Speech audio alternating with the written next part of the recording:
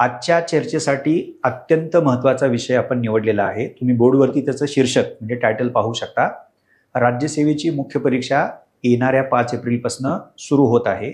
स्वाभाविकच जे विद्यार्थी या मुख्य परीक्षेची तयारी करत आहेत त्यांना एका बाजूला अभ्यास, त्याचं रिव्हिजन आणि दुसऱ्या बाजूला महत्त्वाचं म्हणजे विचारलेल्या प्रश्नांची उत्तरं.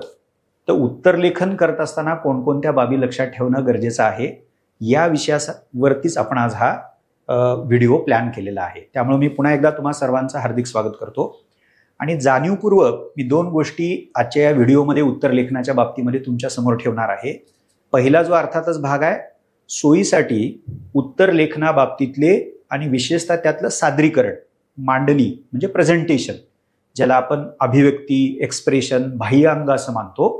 म्हणजे तुम्ही जे लिहिणार आहात ते जे प्रथमदर्शनी दिसणार आहे पानावरती उत्तरलेखनाच्या रूपामध्ये, तर त्या अंगाबद्दलच आज आपण बोलणार आहोत. सो त्याचे 15 महत्त्वाचे नियम एक एक करून आपण डिस्कस करणार आहोत. हा एक पहिला भाग आहे. आणि दुसरा, तो नियम डिस्कस करत असताना शक्यतो मी प्रत्यक्ष पानांचा वापर करणार आहे आणि ज्या काही चुका होऊ शकतात किंवा कमतरता राहू शकतात तर ते आपण थेट एका अर्थानं ज्याला आपण प्रॅक्टिकल म्हणूयात, तर त्या प्रॅक्टिकलच्या माध्यमातूनच हे जाणून घेण्याचा प्रयत्न करूयात. चला आपण सुरू करूयात. सुरुवातीला मी एक जस्ट उजळणी देतो. 15 नियम जसं मी मगाशी म्हणालो, तुमच्या उत्तरपत्रिकेमध्ये जे काही उत्तर तुम्ही लिहिणार आहात, आणि ही अत्यंत बेसिक गोष्ट आहे, प्रश्न क्रमांक किंवा उपप्रश्न क्रमांक हा काळजीपूर्वक न विसरता तुम्ही लिहायला पाहिजे. सीमारेषा, त्यानंतर समास, शेवटपर्यंत लिहिणं, ह्या प्रत्येकाचा अर्थ मी स्पष्ट करणार आहे. मध्ये जागा न सोडणं, त्यानंतर प्रस्तावना समारोपास क्रमांक नको म्हणजे पॉईंट नको 1 2 3 असा. परिच्छेद मुद्द्याच्या रूपात ह्या 2 महत्त्वाच्या पद्धती आहेत ज्याचा वापर करून तुम्ही उत्तरलेखन करता. हस्ताक्षर वाचता यायला पाहिजे, ओळखता यायला पाहिजे, इतकं ते सुवाच्य असावं किमान तेवढं तरी. त्यानंतर शीर्षरेषा म्हणजे शब्दांवरती, अक्षरांवरती रेषा ओढायच्या का. ओके, सो शीर्षरेषा असा प्रमाण शब्द वापरलाय. प्रमाण लेखन, कानामात्रा वेलांटी उकार ज्याला म्हणतो आपण. त्यानंतर शेवटचे हे 5 नियम आहेत. विराम चिन्हांचा वापर, पूर्णविराम, अर्धविराम. शीर्षक, उपशीर्षक उत्तरामध्ये वापरावं का. अधोरेखन म्हणजे अंडरलाइनिंग. नकाशे, आकृत्या, तक्ते, फ्लोचार्ट इत्यादी अशा वेगवेगळ्या टेक्निकचा वापर. आणि शेवटचं म्हणजे खडाखोड नको. जितकं स्वच्छ आणि नीटनेटकं तुम्हाला उत्तर लिहिता येणं शक्य होईल तर तो प्रयत्न प्रत्येकाने आपण करायला पाहिजे. तर आपण या प्रत्येक नियमाची सखोलपणे चर्चा सुरू करूयात. पहिला जो तुम्ही इथं बघू शकता प्रश्न क्रमांक, आणि तो अत्यंत ज्याला एक्सप्लिसिट असं म्हणूयात, ते मी सांगणं देखील गरजेचं नाही आहे, पण तरी देखील मी जाणीवपूर्वक सांगतोय. कारण बऱ्याचदा आपण तयारी बरीच केलेली असते, प्रश्न कशा प्रकारचे येतील, वेळेत माझा पेपर पूर्ण होईल का, अशा अनेक अँझायट्यांमुळं टेन्शन असतं.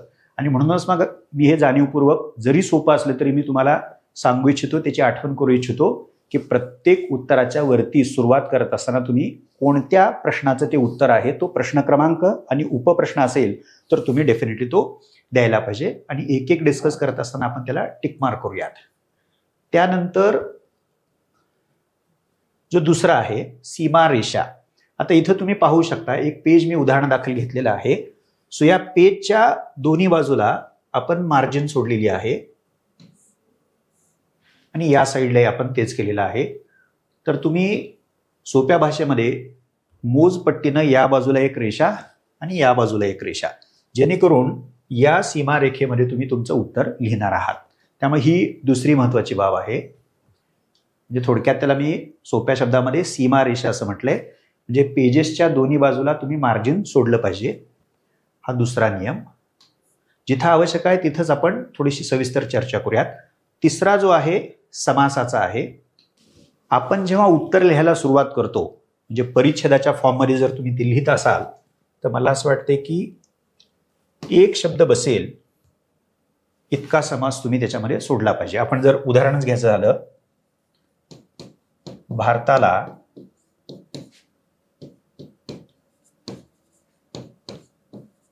ऑगस्ट 1947 रोजी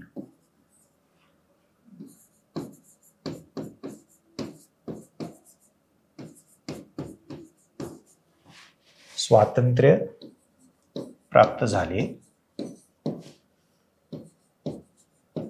स्वतंत्र भारताने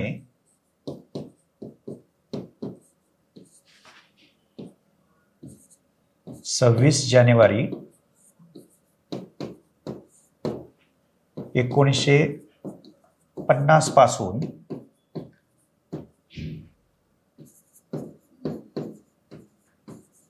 आपल्या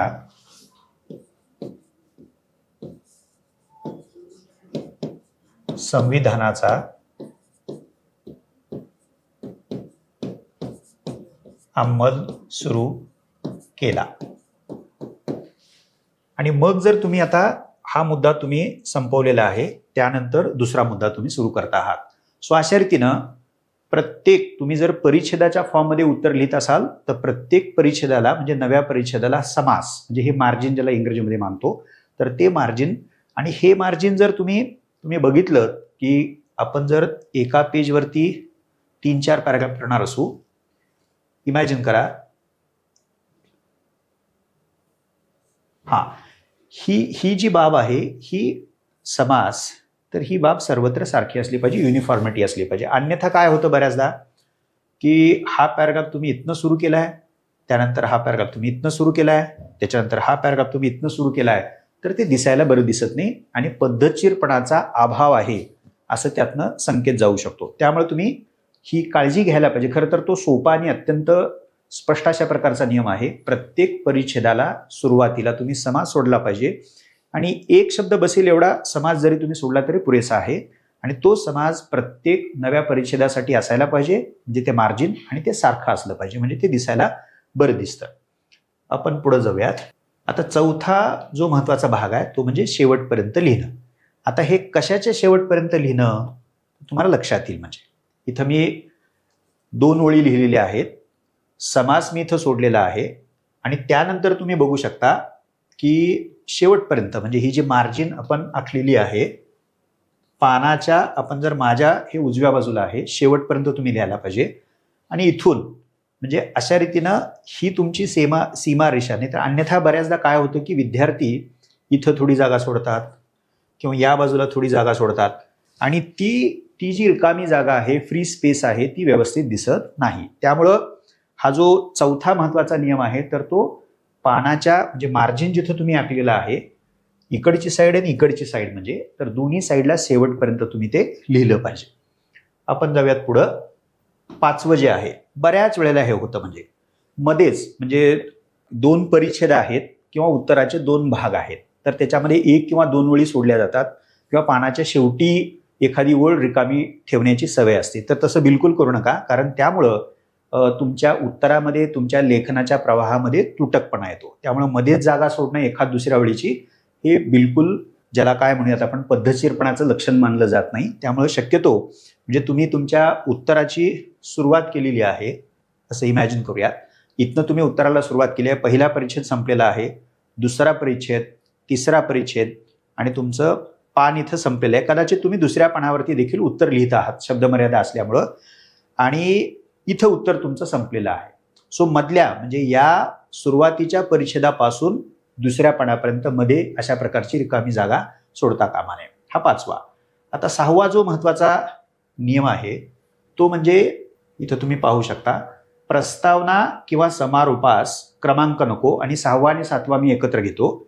7वा म्हणजे 2 मुख्य पद्धती उत्तर लेखनाच्या म्हणून ओळखल्या जातात. एक म्हणजे पॅरा फॉर्मॅट म्हणजे परिच्छेदाच्या फॉर्ममध्ये लिहिणं, ज्याचं मी उदाहरण मगाशी घेतलं होतं, आणि दुसरं म्हणजे मुद्द्यांच्या म्हणजे आकडे 1, 2, 3, 4 अनुक्रमांकाचा वापर करून तुम्ही उत्तर लिहू शकता. पण परिच्छेदाचं लिहा किंवा मुद्द्याच्या रूपामध्ये तुम्ही लिहा. प्रस्तावना आणि समारोप म्हणजे तुमच्या उत्तराची जी प्रस्तावना आहे त्याला कधीही 1, 2, 3 असा क्रमांक टाकायचा नाही किंवा शेवटाला पण क्रमांक टाकायचा नाही. प्रस्तावना आणि समारोप म्हणजे शेवट म्हणूया त्याला, अनुक्रमांक टाकायचं नाही, म्हणजे त्याला आकडा टाकून क्रमांक टाकून लिहायचं नाही. हे पथ्य तुम्ही पाळलं पाहिजे. हा 6वा मुद्दा आहे. 7वा जो मुद्दा आहे, बऱ्याच विद्यार्थ्यांना याच्यामध्ये कन्फ्युजन असते की परिच्छेदाचा फॉर्मॅट वापरायचा म्हणजे पॅराग्राफचा की क्रमांक टाकून ते लिहिलेलं बरं आहे. मला असं वाटते की GS मध्ये तुम्हाला जास्तीत जास्त स्कोप आहे पॉइंट फॉर्मॅटमध्ये लिहिण्यासाठी. एसे मध्ये तुम्ही निबंधाचा काही एक भाग जर तशा प्रकारचे मुद्दे असतील तर 1, 2, 3, 4 करू शकता. तुमच्या वैकल्पिक विषयामध्ये जनरली असं मानलं जातं विशेषतः राज्यशास्त्र असेल, इतिहास असेल, समाजशास्त्र असेल, तत्वज्ञान असेल, मानसशास्त्र असेल, अशी जी सामाजिक शास्त्र आहेत, तर त्या सामाजिक शास्त्रांमधल्या प्रश्नांचं उत्तर हे परिच्छेदाच्या फॉर्ममध्ये शक्यतो लिहिलं जावं. पण ह्याचा अर्थ बिलकुल असा नाही की तिथं तुम्ही पॉईंट लिहू शकत नाही किंवा पॉईंट फॉर्ममध्ये लिहू शकत नाही. प्रश्नाचं स्वरूप कसं आहे त्यावरनं तुम्हाला हा निर्णय डेफिनेटली घेता येऊ शकतो. पण ढोबळपणे GS मध्ये तुम्ही पॉईंट फॉर्मॅटचा जास्तीत जास्त वापर करू शकता. पण वैकल्पिक विषय आणि निबंधाच्या बाबतीमध्ये तुम्हाला परिच्छेदाचा फॉर्मॅट वापरणे हे जास्त महत्त्वाचं असं आवश्यक असं मानलं जातं. आता पुढचा जो नियम आहे हस्ताक्षर. बऱ्याच विद्यार्थ्यांना एक शंका असते की माझं अक्षर जर अत्यंत मोत्यासारखं सुंदर असेल तर त्याचा काय फायदा होतो का? तर मला असं वाटतं की त्यामुळं काही तुम्हाला मुद्दामहून जास्त गुण दिले जाणार नाहीत, पण एक पॉझिटिव्ह इम्प्रेशन तयार होण्याची शक्यता नाकारता येत नाही. पण मग तुमचं अक्षर समजा असं म्हणालो की तशा प्रकारचं नाहीये, मिनिमम अट काय त्या बाबतीमधली, सुंदर जरी नसलं ओके, तर तुमचं अक्षर हे म्हणजे तुम्ही जे लिहिलेलं आहे, तुमचं जे हस्ताक्षर आहे ते ओळखता यायला पाहिजे. म्हणूनच त्याला असं पण म्हटले की वाचनीय असलं पाहिजे, ते सुवाच्य असलं पाहिजे. म्हणजे जर वाचल्या जर ते लक्षात येत नसेल तर त्याला रीडेबिलिटी नाही, ते सुवाच्य नाही असा त्याचा अर्थ होईल. त्याची खबरदारी तुम्ही घ्यायला पाहिजे. त्यानंतर 9वा जो मुद्दा आहे शीर्षरेषा. म्हणजे बऱ्याचदा हा प्रश्न असतो आणि आपण त्याची एक उदाहरणच घेऊयात. काय तो मुद्दा आहे बघा. आता इथं मी लिहित असताना कुठेही रेषा ओढलेली नाहीये. सो निबंधामध्ये शक्यतो रेषा ओढा, म्हणजे शीर्षरेषा. ओके, व्यवस्थितपणा त्याच्यामध्ये असला पाहिजे. GS मध्ये टाइम मॅनेजमेंट हा फॅक्टर फार महत्त्वाचा असतो, त्यामुळं तिथं तुम्ही शीर्षरेषा नाही ओढल्या तरी चालतील. पण शक्यतो निबंधाच्या पेपरमध्ये एक आणि तुमचा जो मराठी अनिवार्य आहे MPSC राज्यसेवा मुख्य परीक्षेसाठी, तर तिथं शीर्षरेषा तुम्ही ओढलेल्या केव्हा पण चांगल्या. त्याच्या पुढे जाऊयात आपण. 10वा जो महत्त्वाचा मुद्दा आहे तो प्रमाण लेखनाचा आहे. मला असं वाटते की काना, मात्रा, वेलांटी, उकार त्याच्यामध्ये पहिली, दुसरी, ऱ्हस्व, दीर्घ या बाबीकडं तुम्ही लक्ष देणं आवश्यक आहे. मराठी अनिवार्य भाषा पेपर जो आहे तर त्याच्यात तर ते महत्त्वाचंच आहे. त्यानंतर निबंधाचा जो पेपर आहे 250 मार्काचा, ज्याच्या 2 विषयावरती तुम्हाला निबंध द्यायचे आहेत, तिथं प्रमाण लेखन तुम्ही मराठीत लिहित असाल तर मराठीत ओके. सो त्या बाबतीत तर ते जास्तच महत्त्वाचं बनतं. कमीत कमी चुका व्हायला पाहिजेत, एवढंच मी म्हणेन. जर चुका तुम्हाला टाळता आल्या तर वंडरफुल, पण त्याच्याकडे तुम्ही सुरुवातीपासून लक्ष द्यायला पाहिजे. अन्यथा नकारात्मक अशा प्रकारचं इम्प्रेशन त्या परीक्षकांवरती उमटू शकतं. विरामचिन्ह म्हणजे स्वल्पविराम, अर्धविराम, त्याच्यानंतर उद्गारवाचक चिन्ह, प्रश्नचिन्ह. आता ही सगळी जी चिन्ह आहेत तर ती चिन्ह तुमच्या लेखनामध्ये यायला पाहिजेत, कारण त्यातनं तुम्हाला विशिष्ट अशा प्रकारचा अर्थ त्या परीक्षकाला इन्फॉर्म करायचा असतो. त्यामुळं अर्थ समोरच्यांना म्हणजे परीक्षकाला कळू देणं आणि तो अत्यंत प्रभावीपणे त्यांच्यापर्यंत नेणं किंवा त्यांच्यासमोर मांडणं ही बाब विरामचिन्हांनी शक्य होते. त्यामुळं नाहीतर अन्यथा काय होतं की वाक्य संपलेलं आहे, वाचल्या कळतं, पण पूर्ण विराम दिलेलं नाहीये. दुसरं वाक्य कधी सुरू होतं जर तुम्ही विरामचिन्हांचा वापर केला नसेल तर ते कळू शकत नाही. म्हणजे कधी कधी कॉम्प्लेक्स वाक्य असतात, म्हणजे संयुक्त वाक्य असतात, म्हणजे 2 किंवा 3 भाग वाक्याचे असतात. तसं बघायला गेलं तर सोप्या पद्धतीने लिहायचं झालं तर आपण त्याचे कदाचित 3 वाक्य करू शकतो. पण तुम्हाला अत्यंत प्रभावीपणे ते मुद्दे मांडायचे असल्यामुळं कधी कधी संयुक्त वाक्याचा देखील आधार घ्यावा लागतो. तर अशा वेळेला स्वल्पविराम, अर्धविराम ही विरामचिन्ह अत्यंत महत्त्वाची भूमिका बजावतात. पुढचा हा जो आहे हेडिंग, सब हेडिंग्स, म्हणजे शीर्षक द्यावं का. म्हणजे तुम्ही उत्तर लिहिताय, प्रस्तावना तुम्ही लिहिलेली आहे, म्हणजे सुरुवात उत्तराची केलेली आहे, आणि मग तुम्ही टायटल्स देण्याचा विचार करत आहात, म्हणजे सामाजिक कारणं, आर्थिक कारणं, असं एक सोपं जर उदाहरण घेतलं तर ती शीर्षकं तुम्ही वापरू शकता. आणि कदाचित मुख्य शीर्षकाच्या अंतर्गत पोटामध्ये जर उपशीर्षकं असतील तर त्याच्यामध्ये अ, ब, कडं, म्हणजे आपण जर उदाहरण घेऊन ते बघायचं म्हटलं तर तुम्हाला डेफिनेटली हे करता येऊ शकतं की तुम्ही इथं लिहिलेलं आहे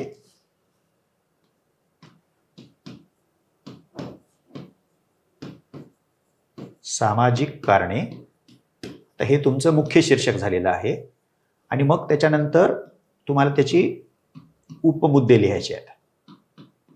तर अशा पद्धतीनं पद्धतशीरपणे ते दिसेल अशी तुम्ही मांडणी त्याची डेफिनेटली करू शकता. म्हणजे सो शीर्षक उपशीर्षकाचा वापर तुम्ही करू शकता. अर्थात GS ला तुम्हाला जास्त लिबर्टी आहे.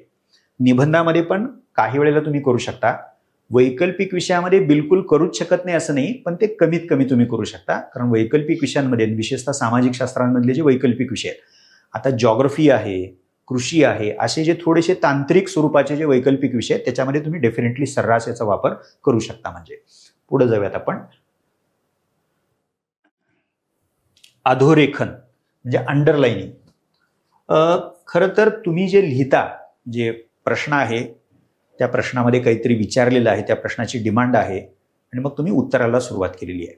तुमची प्रस्तावना झालेली आहे, मुख्य गावाकडे तुम्ही वळलेला आहात आणि उत्तरामध्ये जो काही तुमचा आशय आहे त्यातले जे महत्त्वाचे शब्द असतील, वाक्यांश असतील, अभ्यासकांची नावं असतील, पुस्तकांचा संदर्भ तुम्ही दिला असेल, कुठल्या अहवालाचा, तर तुमच्या उत्तरातल्या त्या अत्यंत महत्त्वाच्या बाबी आहेत. म्हणजे उत्तरातले महत्त्वाचे मुद्दे म्हणूयात, महत्त्वाचे भाग म्हणूयात, तर त्याला तुम्हाला अधोरेखन करायचं आहे, जेणेकरून त्या बाबीकडं परीक्षकाचं चटकन पटकन लक्ष आपल्याला वेधायचं आहे.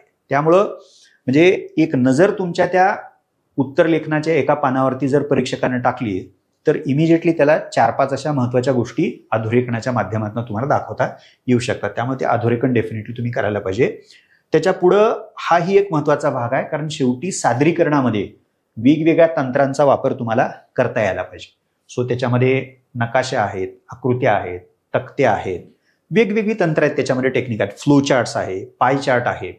तर जिथं जिथं समर्पक आहे तिथं तुम्ही या तंत्राचा डेफिनेटली वापर करायला पाहिजे. फक्त हे करत असताना ते अत्यंत सिस्टमॅटिक असेल. जिथं पेन्सिलचा वापर करणं गरजेचं आहे तिथं तुम्ही पेन्सिलचा वापर करू शकता, पेनचा वापर तुम्ही डेफिनेटली करू शकता. पण अर्थात आयोग जेव्हा प्रश्नपत्रिका आणि उत्तरपत्रिका देतं तर त्याच्यामध्ये ज्या सूचना आहेत त्या मात्र सूचना तुम्ही काळजीपूर्वक पेन्सिलच्या वापरासंबंधीच्या, पेनच्या वापरासंबंधीच्या तुम्ही बघितल्या पाहिजे. ते तुम्ही डेफिनेटलीच बघाल. पण या तंत्रांचा वापर तुम्हाला डेफिनेटली करता येऊ शकतो. फक्त सिस्टमॅटिकली करा, पद्धतशीर करा, ही मात्र खबरदारी त्या बाबतीमध्ये आपण पाळली पाहिजे. आणि सगळ्यात शेवटचा आणि जो अत्यंत महत्त्वाचा आहे, खाडाखोड तुम्ही टाळली पाहिजे.